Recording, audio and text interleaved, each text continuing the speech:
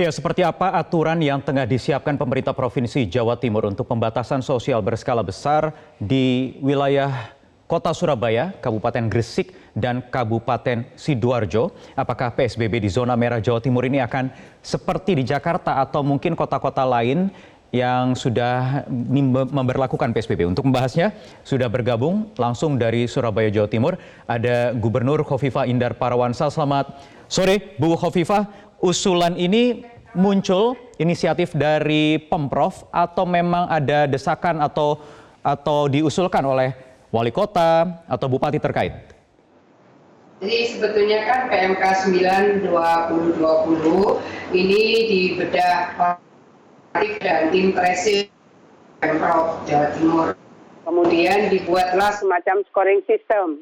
Nah, kalau dalam posisi scoring system sesungguhnya 8 sampai 10 itu sesungguhnya sudah diberlakukan PSBB menurut PMK-nya. Kita mencoba menghitung.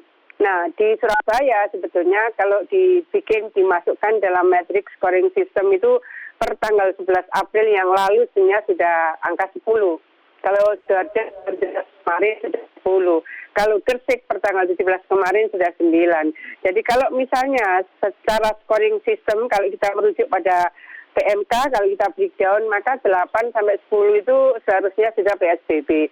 Maka kemudian Sekda Prov Jawa Timur yang juga Sekretaris Gugus Tugas, saya minta koordinasi dengan Sekretaris Kota Surabaya, kemudian Sekda Gresik dan Sekda Sidoarjo.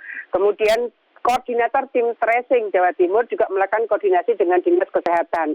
Akhirnya kemudian kita mengkoordinasikanlah dengan pakar epidemiologi dari FKM UNER, kemudian dari Perhimpunan Rumah Sakit Indonesia. Sama kemudian kita melakukan pemetaan bersama bahwa ini sudah saatnya diberlakukan PSBB kalau dilihat penyebarannya, kalau dilihat tingkat kematiannya, dan seterusnya. Akhirnya kemudian kita koordinasikan ulang, Forkopimda Provinsi Jawa Timur, Forkopimda 3 kota kabupaten tersebut. Kemarinlah kita rapat, kemudian semua sepakat bahwa memang dari berbagai hal yang memang mestinya ini sudah saatnya diberlakukan PSBB. Nah, kami kebetulan kira-kira 2 minggu yang lalu sudah menyiapkan format Lumbung Pangan Jawa Timur. Lumbung Pangan Jatim, kebetulan kami punya Jatim Expo, tempatnya cukup representatif, gedungnya cukup luas. Inilah yang kemarin kita soft launching Lumbung Pangan Jawa Timur. Besok kita akan grand launching. Kita sudah melakukan koordinasi dengan sopir, apakah yang roda 4, apakah yang roda 2, driver ojol.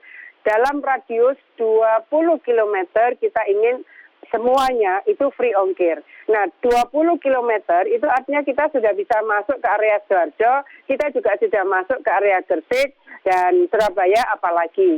Pada posisi seperti ini kami sebetulnya berharap bahwa masyarakat relatif akan terfasilitasi karena harga yang kita jual di Lumbung Pangan Jatim ini saya ingin pastikan bahwa ini di bawah dari harga pasar. Dulu misalnya tidak ada pandemi COVID, kita bisa melakukan operasi pasar. Hari ini sudah tidak dimungkinkan kita melakukan operasi pasar, mereka bisa beli online, bahkan bisa membeli drive-thru melalui pre-order. Ya. Bu Khofifah, penerapan PSBB yang sudah berjalan di Ibu Kota dan juga wilayah penunjang di Ibu Kota dan juga sejumlah wilayah lainnya dirasa masih kurang efektif. Di Jakarta misalnya terlihat aktivitas warga ini masih begitu ramai. Bagaimana nanti penerapannya untuk wilayah di Jawa Timur? Adakah hal-hal khusus yang membedakan dengan wilayah lain? Karena ini juga ada diskresi kepala daerah dalam menerapkan PSBB yang sebenarnya juga sudah rigid diatur.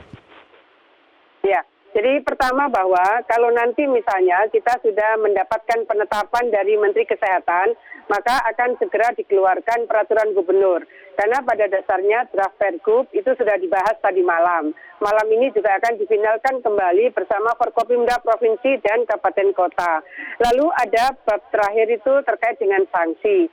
Kemarin secara khusus saya juga mengajak Pak Kapolda melakukan telaah. Pak Kasdam melakukan telaah karena kemarin Pak Pangdam sedang bertugas di Jakarta.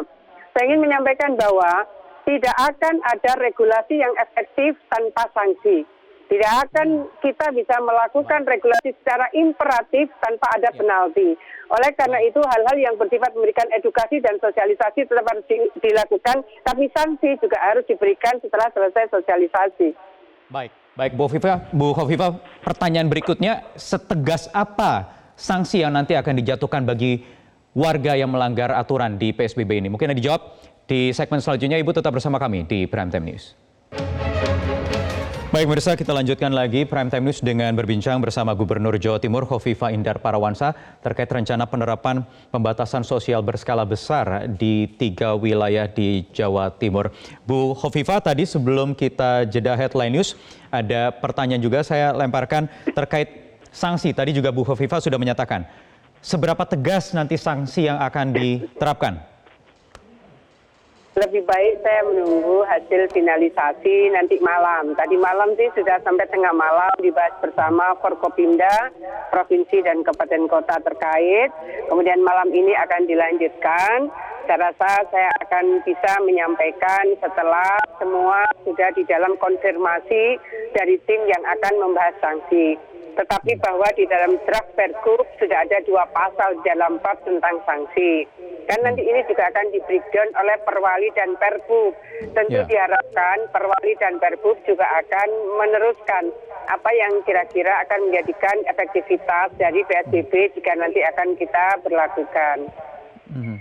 Iya, misalnya ada contoh di DKI, ada teguran yang diprioritaskan sebanyak 3 kali, setelah itu baru dijatuhkan sanksi. Apakah di wilayah Jawa Timur akan menerapkan hal serupa, Ibu?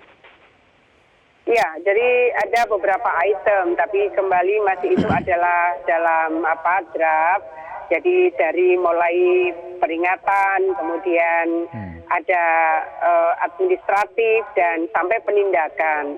Jadi setiap regulasi tidak akan efektif kalau tidak ada punishment. Nah, punishment atau penalti atau sanksi itu yang kita masih akan finalkan nanti malam bersama dengan Forkopimda Provinsi dan Forkopimda Kabupaten Kota. Kita kan sebetulnya sudah seminggu terakhir melakukan PBB, patroli berskala besar.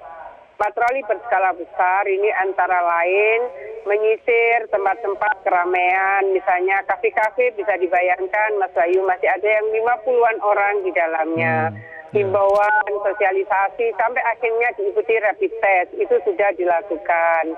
Kemudian kita masih terus berbagi masker, paket dengan vitamin C, dan hand sanitizer. Tadi pagi pun sambil jalan pagi saya juga berkeliling pasar, masih cukup banyak mereka yang belum menggunakan masker. Jadi betapa sesungguhnya hari ini kita berhadapan pada masyarakat yang sudah merasa mereka diam di rumah 14 hari gitu. Merasa sudah selesai, sudah sehat, ternyata ini proses penyebarannya makin masif. Ini kan reedukasi dan resosialisasi dengan format yang lebih memungkinkan mereka bisa membangun kesepahaman yang lebih tinggi dari apa yang kita usulkan PSBB ke depan. Baik, Bu Khofifa, kita tahu wilayah Jawa Timur itu porsi industri untuk nasional itu sekitar 20-30% kalau tidak salah. Artinya banyak tenaga kerja yang 29,8%. Artinya banyak sekali tenaga kerja yang saya tidak tahu apakah sampai sekarang ini masih terus bekerja di pabrik-pabrik atau di tempat-tempat industri, dan bagaimana nanti penerapannya selama PSBB? Itu kemarin yang juga kami bahas karena Sidoarjo lebih 1 juta warganya bekerja di sektor industri. Kemudian Gresik sendiri sekitar 500.000 bekerja di sektor industri. Itu yang kemarin kita bilang, adakah industri ini akan terkonsentrasi, kita akan ngecek peta nih, dari 18 kecamatan di Sidoarjo, 14 yang terdampak. Dari 18 juga di Gresik, itu 11 yang terdampak. Nah, sektor industri ini ada di kecamatan mana?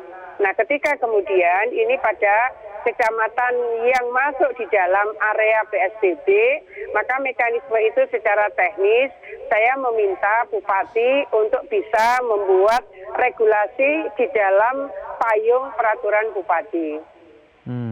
Jadi akan diatur begitu ya, sektor-sektor tertentu yang masih bisa berlangsung, dan juga ada yang tidak. Baik, terima kasih. Kami nantikan terus perkembangan rencana PSBB untuk 3 wilayah, kota dan 1 kota Surabaya dan juga 2 kabupaten lainnya di Jawa Timur.